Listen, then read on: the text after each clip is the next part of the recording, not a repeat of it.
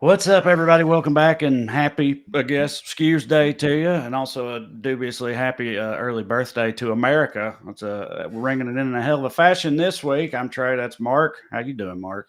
Yeah, Trey, what would you do for your last birthday? Right? Yeah, it's a good point. Yes, the president we've given America for this birthday is just, tearing apart from the foundations up. So, Was seems the quote from the Office Christmas Party episode? Happy birthday, Jesus! Sorry your party sucks. I'm having a good one, man. I misgendered a dog earlier in some pretty hilarious fashion. I was walking my dog, and she was making friends with another dog, like a basset hound. And you rarely see an uncastrated dog, right? right. Dog had big junk. Guy Uh-huh. said, my dog's name's Fanny. I'm like, oh, Fanny for a boy? And he goes, oh, it's a girl. She just had puppies. And I was like, well, that's a. Oh, So I just like, I just implied your dog had a fat cooter. yeah. To your Yeah. face. Yes. Yeah. That's a hell of Yeah. a dog cooter if you interpreted it the other way. So, yeah. Yeah. Yeah. A good start. Here we go. Yeah. Here we go. So I'm going to do some international news roundup for politics for before we get to the show. So over in Japan, they're having a gubernatorial election for, I guess Tokyo has a governor, and they have a lot of novelty candidates over there. There's a guy running for Tokyo governor who's running as Joaquin Phoenix's the Joker, Mm-hmm. and his platform. He gave a speech the night delivering his platform, which is to legalize polygamy and to require women to pay for half their bill on dates. Finally, someone says it. And he got interrupted by another candidate named the AI mayor, who I guess is outsourced this whole. There's a couple of these. He's got running in England too, who's going to outsource his whole platform to an AI. I don't understand why God made these people who stuck us with him. But the Joker guy, so the cops, he put up a bunch of campaign posters of him with the naked ladies, and the cops made him take them down. If you got this picture of the Joker posing with the naked lady posters, you can throw it up there. There you go. Just the Joker wasn't.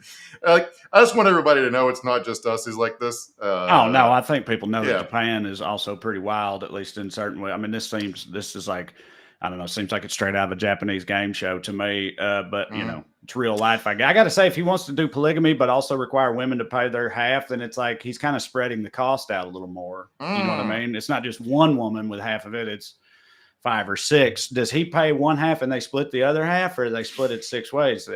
These are my questions for this. I look at it questions. A true men's rights platform where a guy goes on a date with 5 women and they have to pay for half their own dinner and then each pay for a fifth of his. Yeah, right. Yeah, there you go. So let's go over to France for a second, where the Olympics kick off in a couple of weeks, and they're doing the anti-sex beds this time. And the beds made of cardboard. They're supposedly too weak to hold 2 people. They did this the last Olympics too. But the French are saying these aren't anti-sex beds because that's bad for the French brand. Mm-hmm. Instead, they're saying the cardboard beds are better for the environment. I don't understand this need to stop Olympians from having sex. I don't get it. I don't either. It also seems to me like, I don't know, you'd think it would be a bigger fuss amongst the Olympian community or something, not just because they're, cock blocking them, but also like, I would imagine that like getting a lot of rest and a lot of like good sleep is probably a huge part of performance in the Olympics. And if a cardboard bed can't hit that hard. But a bunch of them have like their events are done after the first 2 or 3 days, right? So Right. You got your gold medal. You've been training for 4 years. Now you're ready to party, and you got a bunch of other young hot athletes in the Olympic Village stuck with you, and they want to have a good time. And why is it the international communities? I don't know why they try to keep them having sex either, but I'm just saying, even outside of that, it just seems like it's treating them. You'd think they'd get a higher level of, treatment in return for representing their country at the Olympics or whatever, like instead of a cardboard bed. So, but the French, to make sure that everyone can have sex, because I don't know if this is a rebellion against the cardboard bed thing, but the Lawrence Daller, who's in charge of the First Aid Health Services at Paris 2024, said around 200,000 condoms for men and 20,000 for women we made available for athletes. So my thing is like France is doing perfect French style is being extremely pro-sex, but also sexist as hell. Right. So the men can have sex 10 times for every once a woman can have it. Yes. There we go. Appropriately French. Have you been following the poop protest movement in France? Okay. No. So they having poop problems over there? Yeah, so they're planning to use the River Seine for a few Olympic events, including the triathlon, the marathon. I think part of the opening ceremony that happens on the water. But the Seine is filthy and has been that way for a long time. Like, it's been illegal to swim in the Seine since 1923. So the government spent like $1.5 billion trying to clear the E. coli and shit out of the river. But it didn't work because it rained. No one foresaw that happening. But to quell fears about it, Emmanuel Macron and the mayor of Paris have said they're going to swim in it. So French people have declared their intent to shit in the river upstream of when they go swimming. Before they swim. I do respect the French's like capacity for protesting creatively and also enthusiastically. So yeah, this is look, having the Olympics in your city sucks. Everyone hates it. Aren't we up next? Yes, LA gets it next or soon. And there was a big movement here to try to stop it, because what happens is they spend a bunch of public funds on infrastructure that will never, ever be used again, no matter how much they lie about it. They say it's for economic development, but dozens of waste. Cops crack down on everything, make everyone miserable. They shoot the homeless people away for optic purposes.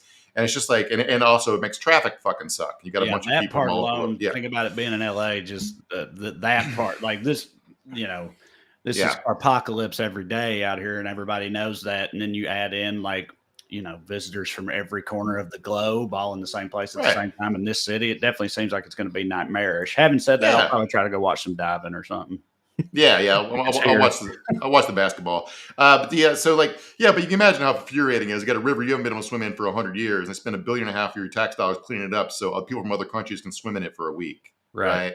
It's like, okay, I'm going to take a shit in this river. Which brings us to the status of French politics, because they just had elections that are kind of fascinating. It's not Macron, French president, called a snap election. No one knew why he did it, because he did it right after the far right took a bunch of EU Parliament seats. The closest thing to the logic behind it, anyway, I've seen anywhere posed that sort of makes sense, is because they have a rising fascist movement, is to let the fascists have some power in Parliament for 3 years and embarrass themselves before the presidential election. Mm-hmm. Good luck with that. Yeah. There's three main players here. You got the fascists, you got the left-wing party, Democratic Socialist sort of thing, and Macron's centrist party, all right? There's a mainline conservative party, but they don't matter, just like here. So you're never Trumpers, all right? So like the first round, Macron's centrist party got their dick kicked in. The fascists and the left got more votes, all right? So then you're coming up on the second round, where pretty much every parliament district has like 3 people running in it, all right? So the left-wing parties, when they're in third place, all dropped out to unite the anti-Marine Le Pen fascist vote. Right. Yes. So then the question became to the centrists, well, when the districts where you're in third, will you do the same thing? And guessing no. they were silent for way too long. Then a bunch of them started dropping out, right? But Macron started making phone calls to stop them from dropping out, increase the likelihood of the fascists taking more seats. But the happy ending here is nobody seems to be listening to him here, because they've read history and understand it. And the history of centrist allying with fascists against leftists is how you get fucking Hitler. Right. So there's a quote here. A guy who was in Macron's government, in his cabinet ministry, got third place. And he's standing down even after Macron asked him not to.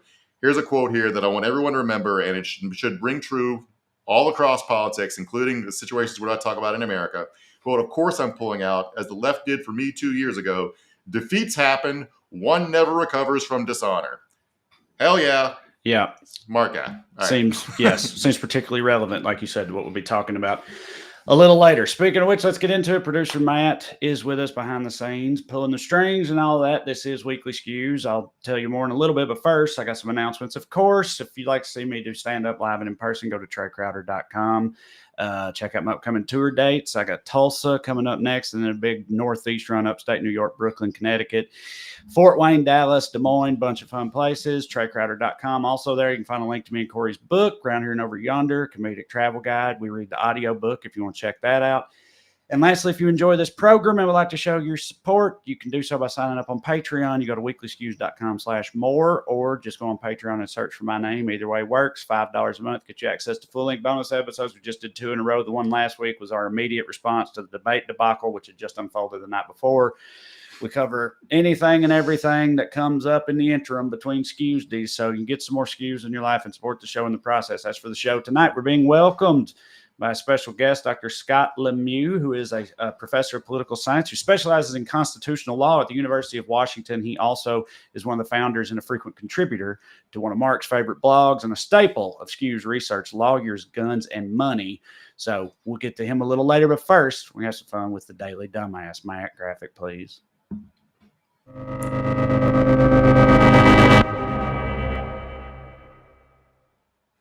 Tonight's DD, the lying fake news media for saying the dog I ate was the dog. This is RFK Jr. He's having a week too. Fair story. I want to give you an opportunity to address it. That has a picture of you holding up what looks like a carcass of a dog and pretending to take a bite out of it. It's getting a lot of attention. So I want to ask you if you want to explain that photo. Is that a cheap fake? Is that a real photo? What was going on there? Now, that is a real photo. It's of me at a campfire in Patagonia on the Fuleifu River eating a goat, which is what we Okay, you cut it back. So the metadata on the photo does not says he was in Asia, not Patagonia. And also, like, they had an interview with a veterinarian. You put the photo up, Matt, so you can see if you can, so you can see what they're talking about. That's pretty rough. A veterinarian looked at this and said it's quite clearly a dog. I don't know anything about anatomy, but something about the number of ribs and one of them being a floating rib or something. I don't fucking know. I also don't care if you eat a dog. People around the world eat dogs. But this is part of a story that was in Vanity Fair today about all the different skeletons in his closet. And for whatever reason, Fox News latching onto this one's kind of telling because there's much more horrific stories in there. But basically his family's panicking all the skeletons in his closet. But it's also from Fox News's perspective, though. I mean, it's like, they had the Christy Nome thing. I don't know. Maybe they gave her a little hell for that too. I don't remember. They did. Yeah. Okay. All right. Well, all right. I guess they love dogs over at Fox. Everybody loves dogs. The things I know. But as you said, in comparison to some of the other things that have come out, as you were saying. So these the details in the story are from his family and friends. The person who was texted this photo was a friend of his who was horrified by the image of him eating a dog and didn't want to be sent this photo. All right. So this Vanity Fair piece, the big story in it, the one Fox News isn't talking about, is that a former babysitter of his went on record to say that he tried to sexually assault her in his family's home while his wife was in the house. All right. He didn't, there's a lot of creepy shit in here. She says the first thing he did was like they had a family meeting where he was rubbing her leg under a table, but she tried not to read anything into it. Then later she found him reading a diary entry she wrote about him rubbing her leg while he had his shirt off in her bedroom and made him rub lotion on his back. And then she was like, he cornered her in the kitchen while she was trying to get a snack and attempted to sexually assault her, allegedly. I say that for legal reasons, and but is interrupted by a worker who walked in and said something, according to her memory, something like "Don't do anything I wouldn't do," or "Don't do anything you wouldn't want your wife to know about." Sort of like stopping a crime in progress by just being a witness to it. And here's a video of him not denying this story. If you got this video, Matt. I am not a church boy. I am not running like that. I said I had a very, very rambunctious youth. I said in my announcement speech that I have so many skeletons in my closet that if they could all vote, I could run for king of the world. Mm-hmm. So, this Vanity Fair is recycling 30-year-old stories, and I'm not, going to comment on the details of any of them, but I am who I am.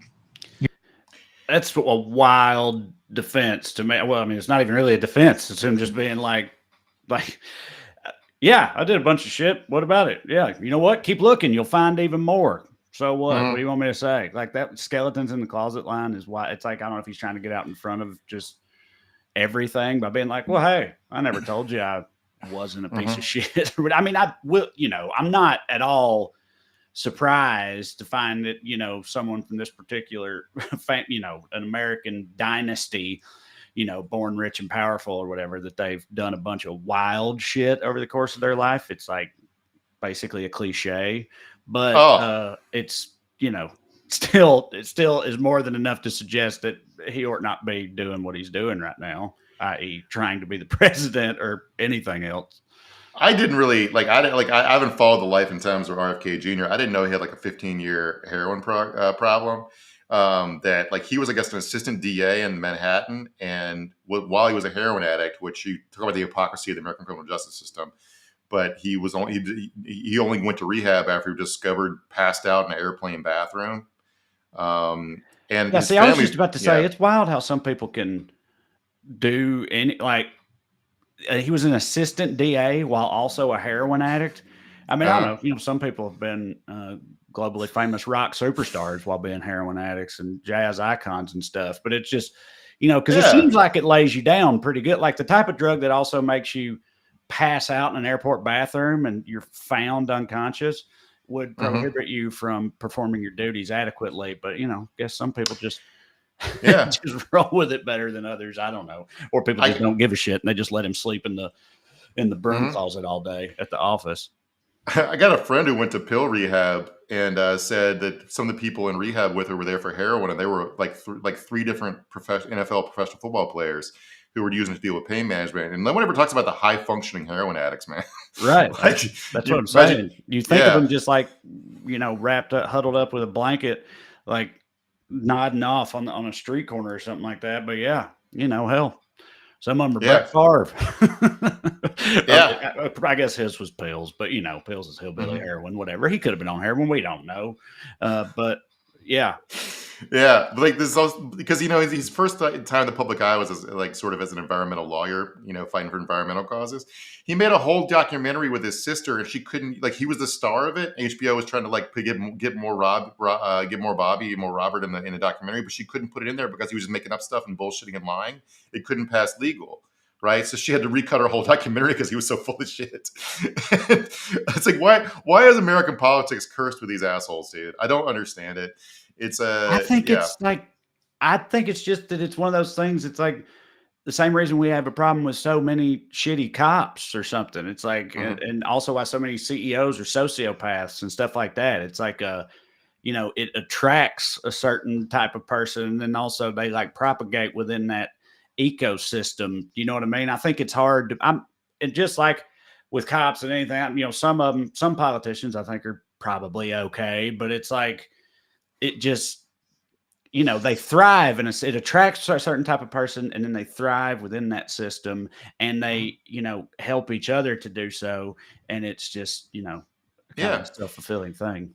Yeah, the article's full of quotes from his family begging him to drop out, but he seems to have a messiah complex where he thinks he's called to be president, even though he's I didn't realize he had spent a big chunk of his life trying to get his cousin off for the sexual assault and murder of a 15-year-old girl that he probably definitely did. Jesus, I didn't either. But that sounds like, was his cousin a Kennedy too, or on the other side or something? The last name's Skakel, but that doesn't I'm not sure exactly how they're related. But yeah. So as far as him being a pervert, one other part of this stuff is he would. You remember we talked about how he cheat on his second wife all the time and keep. Yeah, he had a diary, right? He had a diary. Yeah, right, of his conquests. Yeah, he would also, I guess, take pictures of the women he was with, not clear whether they knew he was taking pictures of them while they were having sex, and then text it to his friends who were all horrified. It's like, are you making me an accomplice to this unwitting porn operation? Just obviously, it's so goddamn bad, man. What a scumbag! What a charlatan! Yes. How's he polling, by the way? Do you know? He was 8% nationally, but the thing is, when with third party polling this early, is that people usually throw away their delusions about third-party candidates, but as the election gets closer, as the stakes become more clear and they get less fantastic. If you think America needs a third party, and you can try to build momentum for it up until a certain point, then you realize you're throwing your vote. You're wasting your vote unless you live in a safe state. I still don't have a good bead on who his core demographic is at this point. There's been a lot of times, does it benefit Biden or Trump more, or which one is it worse for, or whatever. But whoever it is, do you think that all this laundry list of scandals, the cheating and the dog eating and the brain worms and everything else that's coming out, you think it's affecting those? But with Trump, it's I feel like we all know with his base, it literally does not matter what happens with him. You think RFK people are like that, or do you think they're like, I can't do this? Because I don't even know who they are. There's a chunk of burn it all down nihilists among them, but some of them are just like anti-vaxxers, and some of them are just like, we need to burn down the system, man. Which I feel you. I feel like that a lot of days too. But yeah, it's quite infuriating.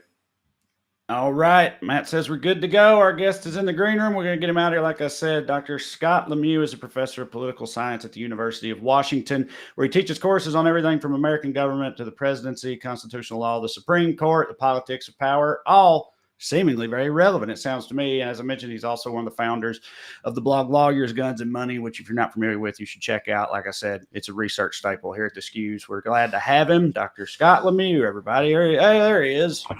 How you doing, Doc? Very nice to be on with you. Yeah, thanks for joining us. Do we pronounce your name correctly? It's Lemieux? Yeah, that's good. You could say Lemieux if you're really, but I actually grew up in an English household, so Lemieux. I went to bilingual school, and my friends would come home and call my parents Mr. Lemieux, and they'd be like, "What the hell? Who's that?" Right. So either one is either one works. Well, my name's French too, but my family's been here for so long. The pronunciation and spelling's all fucked up. So I feel you. Yeah. Absolutely. So, Dr. Lemieux, it's been a heck of a week, right? You've been busy. You're keeping up with a lot. It seems like the Supreme Court, one of your areas of expertise, really been on one. Yeah, and I was in Europe for the first time in a long time, which made it actually easier to read Supreme Court opinions when I had wireless than it is on the West Coast. Harder to watch the Stanley Cup Finals, but I found it. Yeah, channel 326 in Turin. I managed to track it down, but anyway. But yeah, it was obviously not a good week. What did Les Moonves say? It's good for constitutional law professors, bad for America. That's pretty much. Right. There's obviously a lot of interest in this, but Monday was, I think that one thing is, when Dobbs comes down, it's really horrible, but it's completely obvious. It's not surprising. Right. This was probably even worse than I expected. The immunity one really is.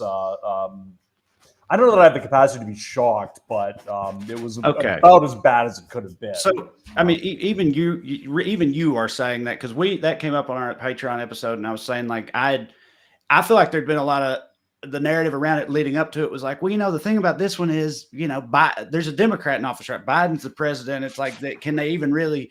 It remains to be seen whether they'll actually do something like this because of, how it could be used against them. And I don't think they'll go that far. Even this iteration of the court, I don't think they'll go that far. But then they did. They totally did.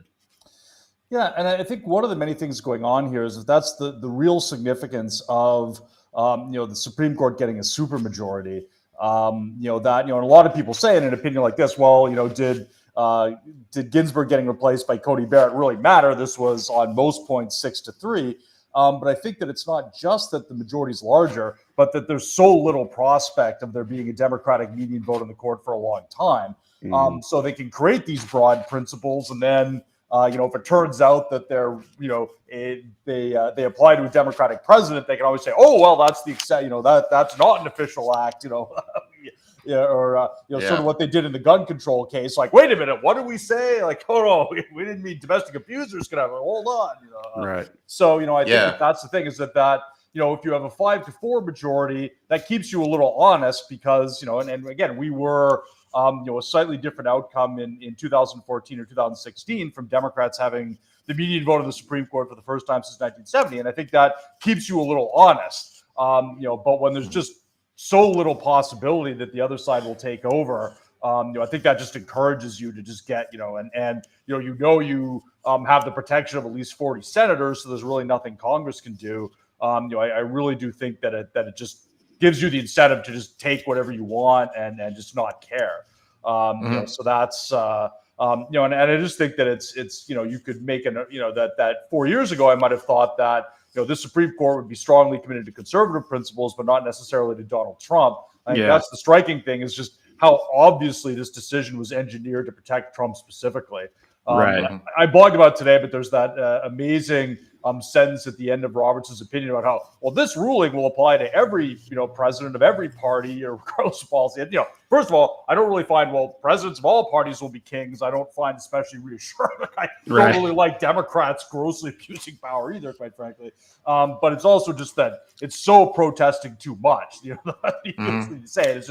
It's so obvious how much this opinion was like, well, what might get Trump, office charters in New York. Oh, say you can't even use his state of mind. You can't even use anything from what he does as evidence, even for stuff he did before he came into office, or that it's just that it was so just seems so it was just so obviously reverse engineered. And it's just so little in the majority opinion even described what went on in 1-6 and what Trump did. That was really left to Sotomayor and Jackson to even describe that. And I think it's just, given how Republican elites reacted to 1-6 as it was happening, the fact that it's just become completely normalized now, I think, again, is pretty disturbing. Right. Yeah. I mean, it's like they give away the game because, you can squint and look at the opinion in a bunch of different ways, right? You could say okay, well, there's still the distinction between official acts and private acts, right? And there hangs on well, you only get immunity for official acts, but then the courts are going to decide the distinction between an official act and a private act. So it pretty much is just the lens of the beholder. They can just come back and say, well, everything a Democratic president does is a private act. Everything a Republican president does is an official act. And J.D. Vance, there's a hilarious headline that I read here from Politico. Yeah, Vance says presidents must have immunity, though possibly not Biden. Right? Yeah, that's exactly. Will Hoyt's law is all of conservative jurisprudence. Yeah. And I think that's Adam Serra had a really great piece in the Atlantic, making this point. But it's a classic sort of Roberts faux minimalism, and I did see some places reported as Trump has immunity for official acts, but not for and that's how Roberts wants it reported. But if you look at it more carefully, there's a very strong presumptive immunity for any official act. And then the fact that you can't even, and again, this is where Coney Barrett got off the bus, the fact that you can't even use what he did in office, even as evidence about things he did as not an official act. It's really a very maximalist opinion. And again, to the extent that it leaves any wiggle room, that's, if anything, even more disturbing, because again, there's the possibility that, for a politician they like less than Trump, all of a sudden, that they will define official acts differently. But either way, I think that it's not in any way a minimalist opinion. It comes about as close to saying that that presidents have immunity for almost everything they do, and then the other rules they create make prosecuting somebody even for non-official acts enormously difficult.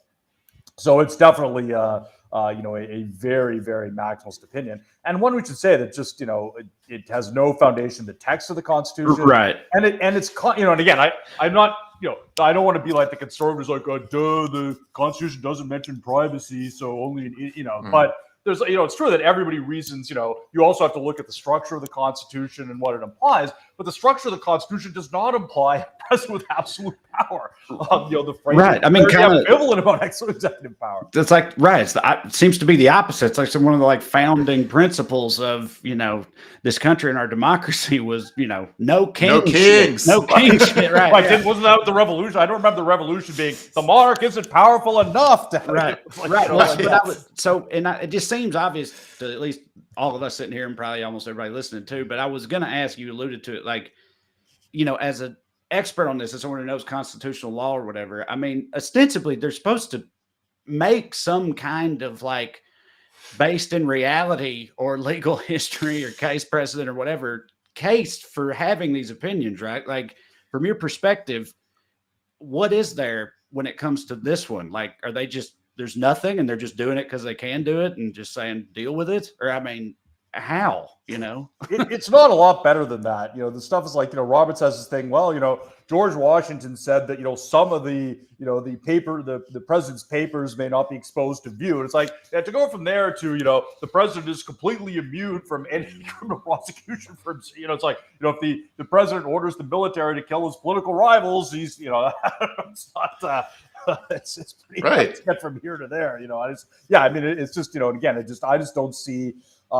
Just the structure of the again, the Articles of Confederation had no executive branch at all, and obviously there was a recognition that was a mistake. But it tells you, sort of how concerned the framers were that executive power is the one sort of most likely to be abused. And it's 100% true that the Constitution established an energetic executive, an independent executive, but separation of powers means checks. It means limited powers. It does not mean, so that the opinion is just all about, well, what are the negative incentives if a president might be prosecuted? Well, we want to have a chilling effect on for everybody else in society. The fact that you might get prosecuted for doing bad things, that's good. We don't want, that.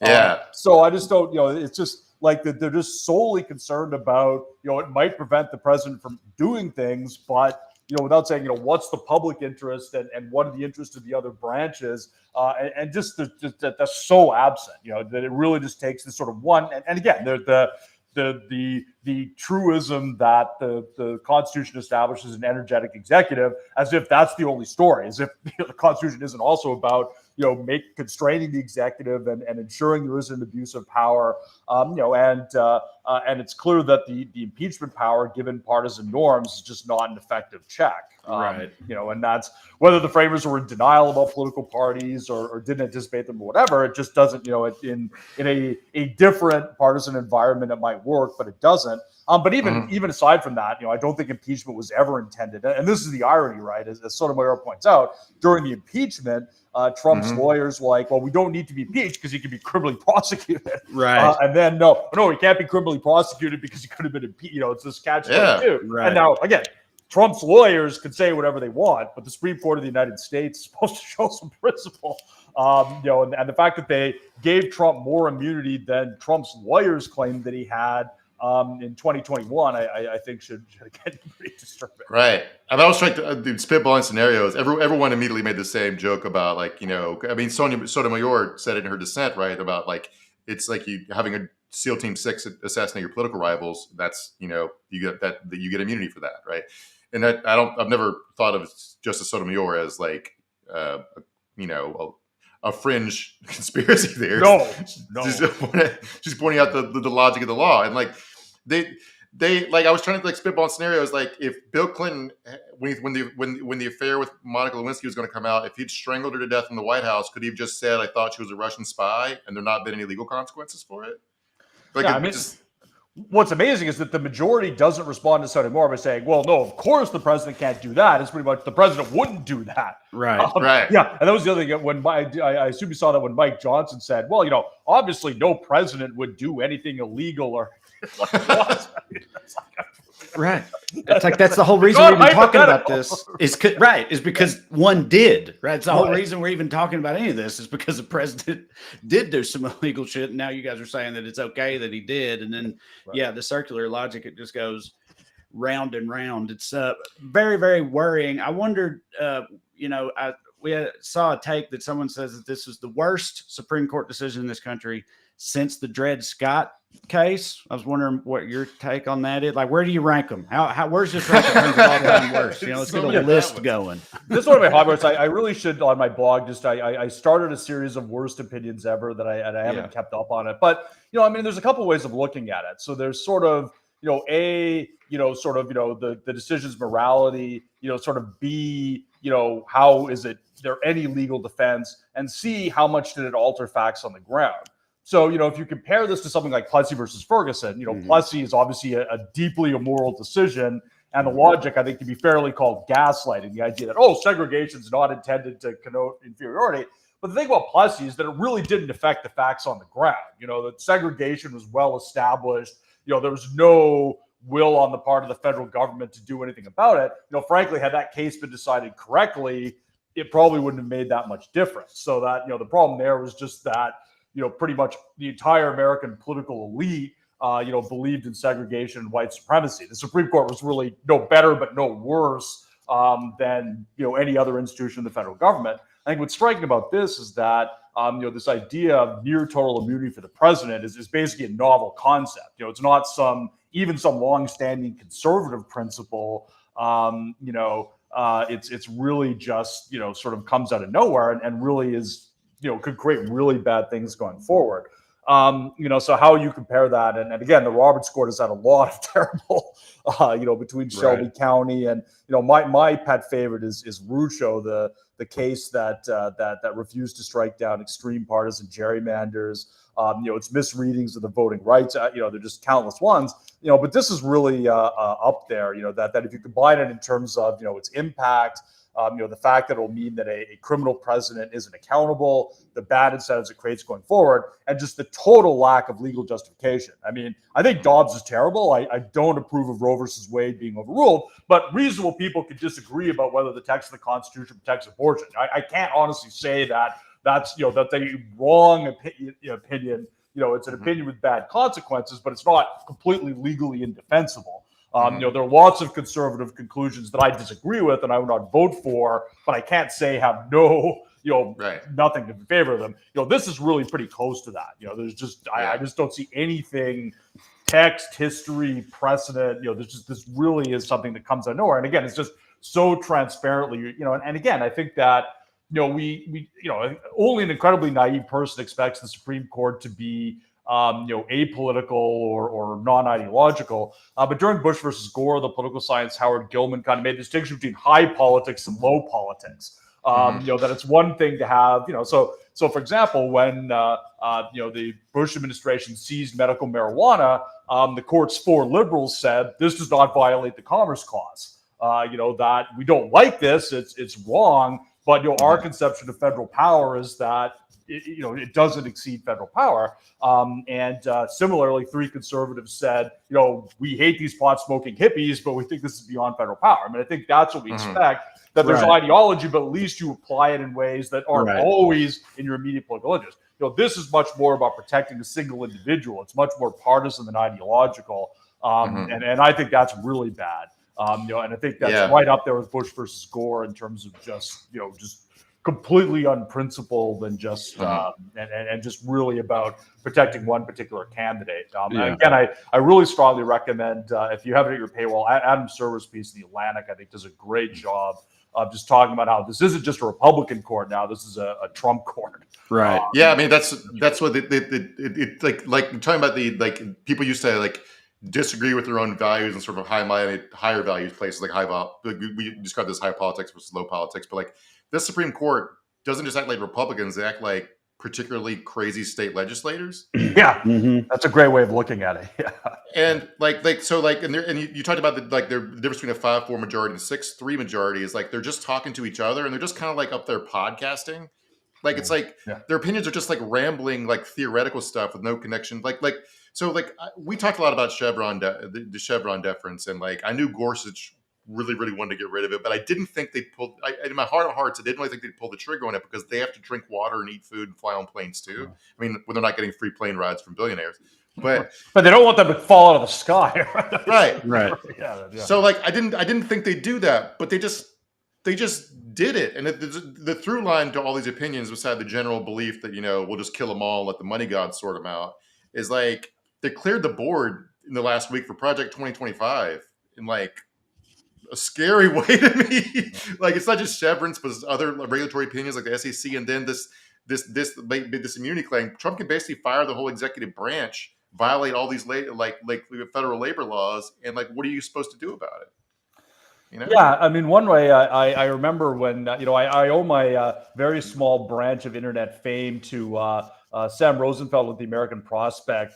Basically seeing the blogs I wrote about how that to compare Alito to Scalia is unfair to Scalia. Alito's work, But in 2005, this was a contrarian position because if you read Alito's opinions when he was an appellate court judge, he was amazing at just having these incredibly ideological opinions that sounded bland and technical. But the reason people thought he was less conservative than Scalia was that he was less showy. Scalia wrote in this funny, biting prose, and he was, whereas Alito was much calmer, and you had to look really carefully to just note that all of his opinions reached the conservative conclusion, which you can't say about Scalia or even Thomas. Occasionally they could be surprising. Alito never was.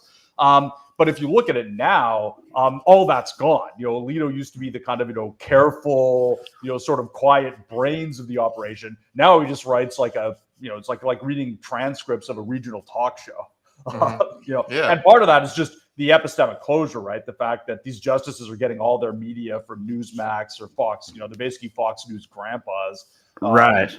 But it really is striking that if you look at, Alito's opinions when he first came on the court, and Alito's opinions now, like in the social media case, for example, it's just that came out Monday. It's just so striking, how deeply these guys are marinating in conservative media in ways that, again, is just really apparent and really obvious. And hasn't always, even in cases where it wasn't always true. Again, that's not, Alito has always been extremely reactionary, but he's become in a much cruder and more partisan way, even over. Yeah. Do you think part of that is because of and I feel like with Kavanaugh too, with his whole confirmation debacle and him getting furious, these people don't like to be pressed on things or called on things or have their authority questioned. And like Alito's been, people have been raising complaints recently, and he's been getting a lot of bad press and stuff. Do you think it like pushes them further into this more extremist position out of defiance or something? They like push back because they're offended at the notion of being questioned on how they feel or what their beliefs are about this stuff.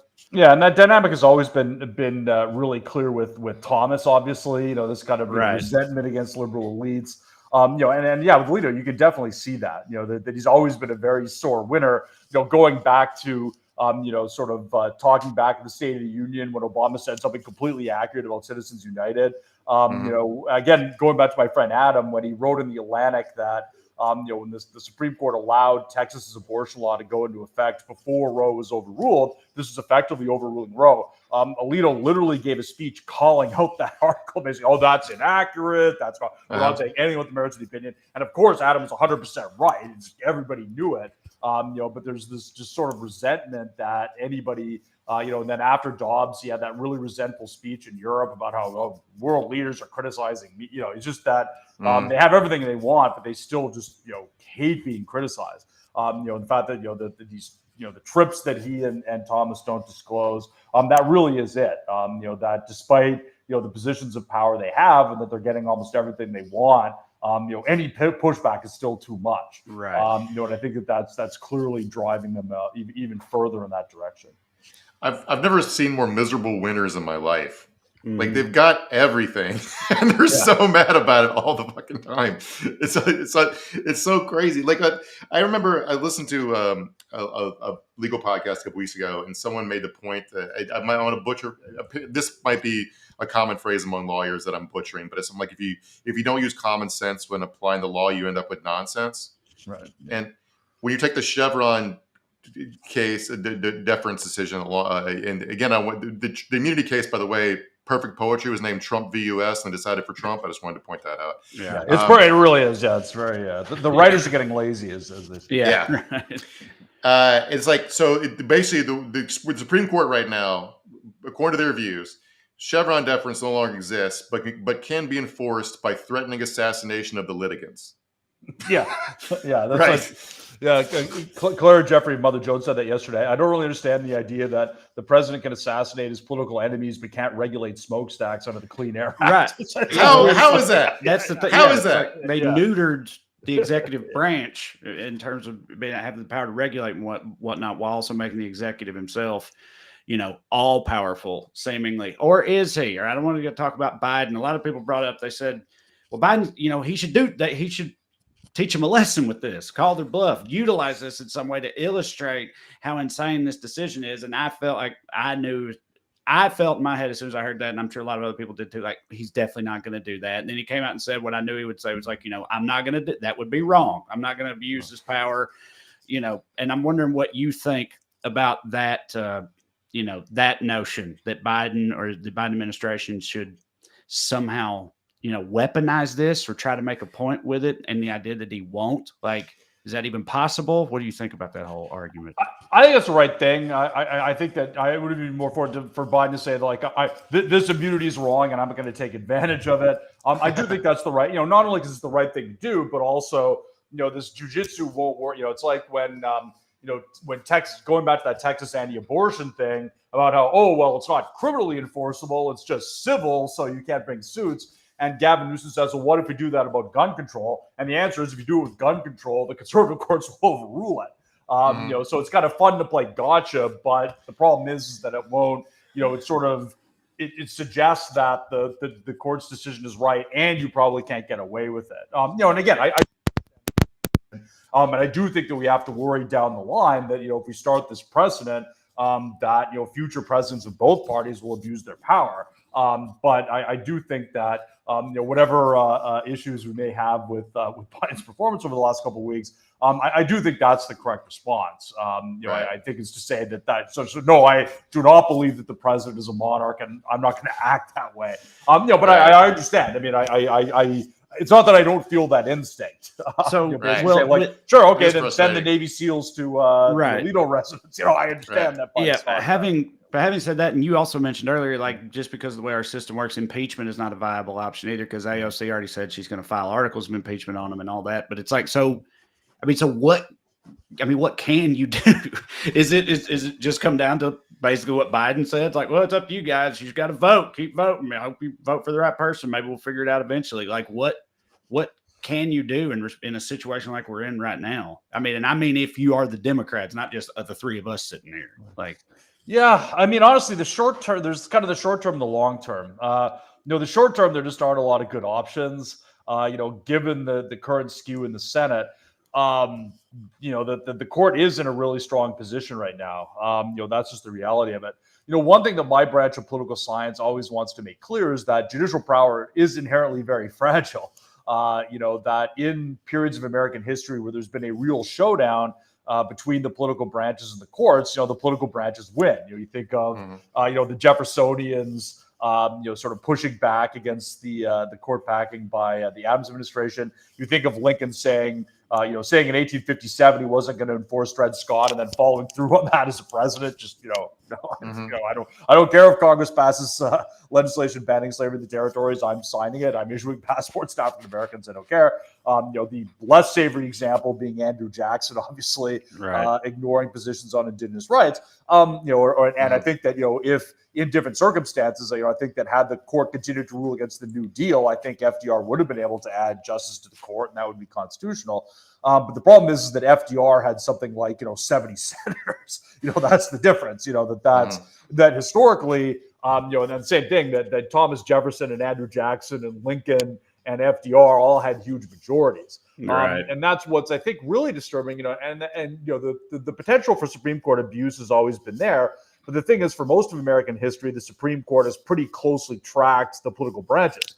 And the Supreme Court was really conservative in the late 18th and late 19th, early 20th century. You have to admit that so are the presidents and so are Congress. It wasn't really like the court was an outlier. And same thing, the Warren Court was at the height of LBJ and the Great Society. I think what's really disturbing is that you have this extremely conservative Supreme Court, even though Republicans have won the popular vote once since 1988. That I was just about to say. That's what's so frustrating about this. Yes, exactly. They don't win. They're not popular. They don't win the popular. More Americans are against all this than for it, and they're in this position of extreme power, despite the president being a Democrat, and none of that matters because of the way the system works, and there's the filibuster and all this stuff, and it's so deflating and defeating. When you're like, well. I mean, guess we just got to deal with it. There's not another room in America outside of a church with 6 conservative Opus Dei Catholics in it. Yeah. It just doesn't exist. Yeah. Like, where are they? Yeah, exactly. But I will say that in the longer term, though, I think things are trickier. Let's say, Republicans get rid of the filibuster to, repeal the Affordable Care Act or pass a national abortion ban or whatever. Things change in terms of that some rural whites start coming back in the Democratic fold. Like, we don't know in 20 or 30 years, the sort of abuse of power by the Supreme Court could produce pushback. So it's not as if nothing can ever happen. There are a lot of tools that Congress has. They can expand the size of the court. They can reduce its jurisdiction. I think one unfortunate thing is that the sort of best way of dealing with this would be term limits, and just ensure at least that each president gets to nominate 2 justices and can stay in power forever. But the problem is that would almost certainly require a constitutional amendment. So in a weird way, a lot of radical things you can do with simple majorities, whereas more modest measures might require constitutional, which again, it's just the problem is Republicans, again, they have no incentive to cooperate. When they have a 6-3 majority, you're not going to get a constitutional amendment because why would you give up that power? I think that's the problem. So it's just, again, that just so much, we were so close the other way, but it's just that the the nature of how this came out just makes it a very difficult problem to solve in the short term. And I know, keep Democrats in power is kind of a boring answer. Right. It's about on that note, all you can do in the short term, although not long term is a different issue. On that note, like a lot of people have said, if Trump is disempowered and if he wins again, a lot of people said, like, I mean, that's it. Like, what's to stop him from just changing? We don't even have a democracy anymore, essentially. Like, what's to force him to ever leave if he's deemed all powerful and it only applies to him? But if he actually becomes the president again, like, I mean, is that alarmist, or are we really staring down the barrel of that? Like, could this be the end of American democracy right here? I mean, and there's certainly a lot of gradation, right? That if this, this may not lead to Nazi Germany, but it could certainly lead to a situation like Hungary, or Poland, the sort of, kind of quasi democracies where, there's still elections that involve multiple parties, but things are so skewed in favor of one party that they're not fair. One party takes increasing control of the media and over other institutions. So that full out authoritarianism, that may not, I mean, again, I would never rule anything out, but I think there's a lot of concern about democratic backsliding. And towards the kind of, sort of managed, democracy or kind of quasi-authoritarianism. And we know that Trump and a lot of Republicans admire Orban and other sort of, they admire Putin, who's obviously closer to being a dictator. So I think that there is a lot of concern about that. And I think it's pretty clear at this point that the Supreme Court is not exactly likely to push back. And that's where, again, I think the Rucho opinion, which has gotten a lot less attention than stuff like Citizens United and Dobbs, just saying, that this incredibly, interventionist and activist court saying, oh, well, politicians just giving themselves permanent majorities. We can't do anything about that. That's, and I think that really just shows that they're very comfortable with kind of, the Republicans perpetuating themselves in rule. So, I do think, and again, that, transition democracy is not my field of expertise. I'm sure you could bring in other people who are better on that. But, from what I know about that literature, I mean, I think that's what a lot of people don't understand, that they think it's kind of an on-off between democracy and fascism. Right. But there's also a lot of scale in the middle. And I think that there's a real danger of kind of moving on that spectrum where we're not quite authoritarian, but, and again, it's not as if that's unknown. I mean, it wasn't that long ago, that the United States, did not hold democratic elections in about a third of its states, and there's also things like the Electoral College, which remain, obviously, counter-majoritarian mechanisms. So, it's not as if, this nation was born in absolute full-fledged liberal democracy and has been. It's democracy is a harder struggle, right? And it's a fragile accomplishment. That's the thing that kills me is we barely tried it, and we've only tried it for a couple decades. We're just like giving up on it. Right. It's like it's absolutely that's what I always thought too. Is like I kind of feel like I always imagined it being more like Orban's Hungary or with a little bit of Pinochet thrown in, but like it's like the American brand is too valuable. Like becoming fascist America full on is like new Coke. Like America's stock price will drop, and I'll have to go back a little bit. So I think about it. See, that's like the only thing I've tried to hang my hat on in recent years is thinking that's like, well, we're a plutocracy really, and there's too many people making too much money with the things, the trains running the way they do right now to let it get completely derailed. But that's just, I don't know how much of a like a defense mechanism that is. Telling myself that so I can sleep at night, And there are also some problems with fractured power in America, but the same mechanisms that make it very difficult to pass healthcare reform or to sort of impose national civil rights legislation, also make it hard to do a complete takeover. It'll be difficult for the federal government. Now it's obviously less consolation for those of you living in Tennessee than it is here in Washington State, obviously. And I don't want to make light of that, by the way. I really can't stand people in blue states who are like, fuck it, let people in Texas and Mississippi, particularly, I mean, there are actually a lot of Democrats in those states. Correct. So that's here. But also, I mean, frankly, even your ordinary conservative voting citizen doesn't deserve to have dirty water or have their health care taken away. Right. Not, so I'm not somebody who says just abandon it, whatever. But it's just that there are at least the sort of the way power is dispersed and fractured, which often has kind of conservative implications.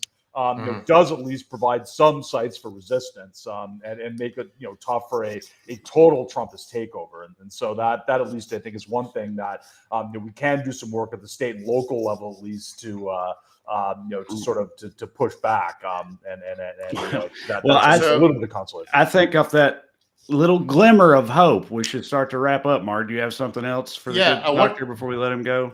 I wanted to do that scene in every superhero movie where a person tries out their new powers, like Spider-Man falls off a building, Superman can't fly, that kind of stuff. Yeah. I was trying to spitball some stuff, some non-violent, non-murderous stuff Joe Biden could do with his new powers that would advance like liberal causes, right? So the first one, so the Supreme Court said he can't forgive student loan debt, but could he order the U.S. Marshals to smash up all the records of the loans?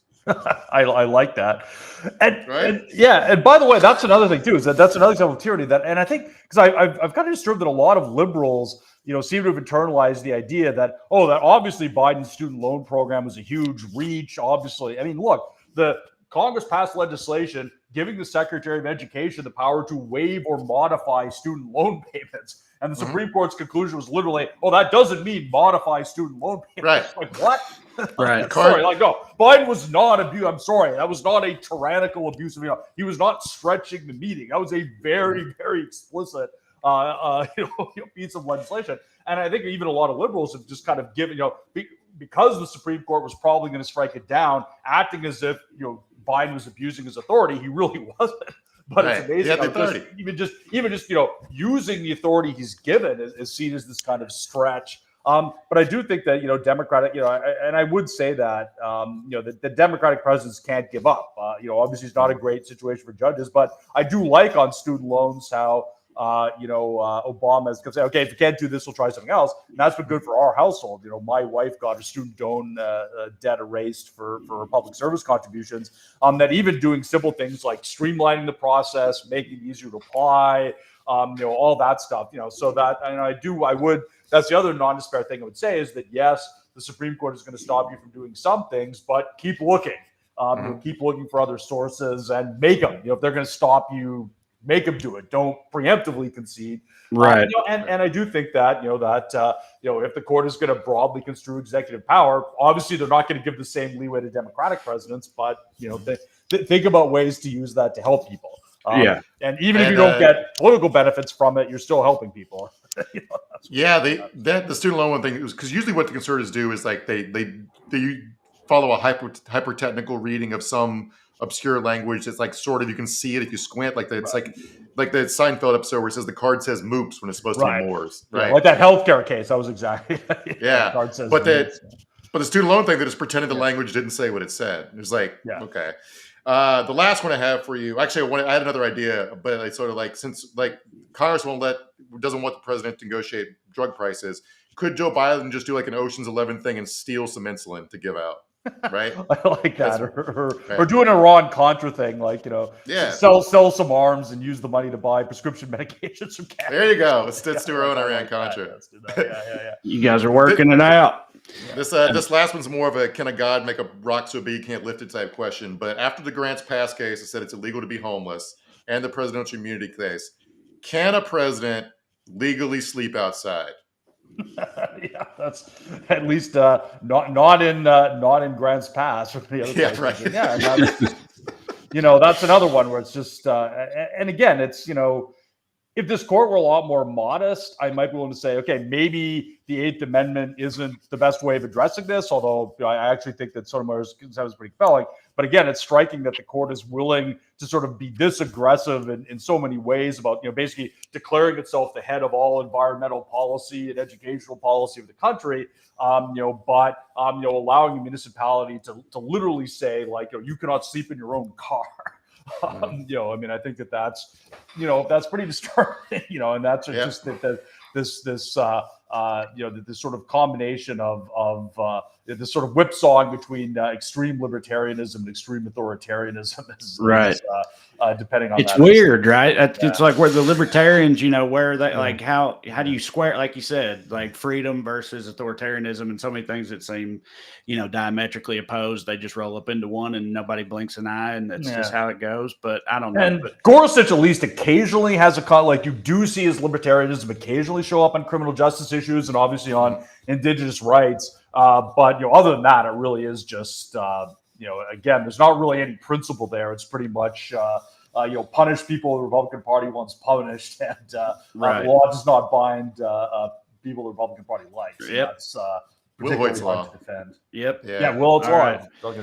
Well, gentlemen, I am actually off to see Drive-By Truckers. So I just saw them Southern Thursday Day. night. Yeah. I just saw them on the Southern Awesome. Rock Opera Tour Thursday night. Yep. So getting to see SRO play live. So Yes, this is it's a great. Perfect day to be on this. It's a great show. Yeah. So we'll let you go to do that. If you want to tell everybody real quick, the blog or whatever else you wanted to check out. And thanks for joining us. Yep. So you can find me at Lawyers Guns and Money blog.com and on what I will never call X Twitter at Lemieux LGM and same handle on Blue Sky. So I really want to thank you guys for having me on. It was fun. Thank you. Yeah. Thank you so much. Appreciate you. Dr. Scott Lemieux, everybody. Enjoy the show.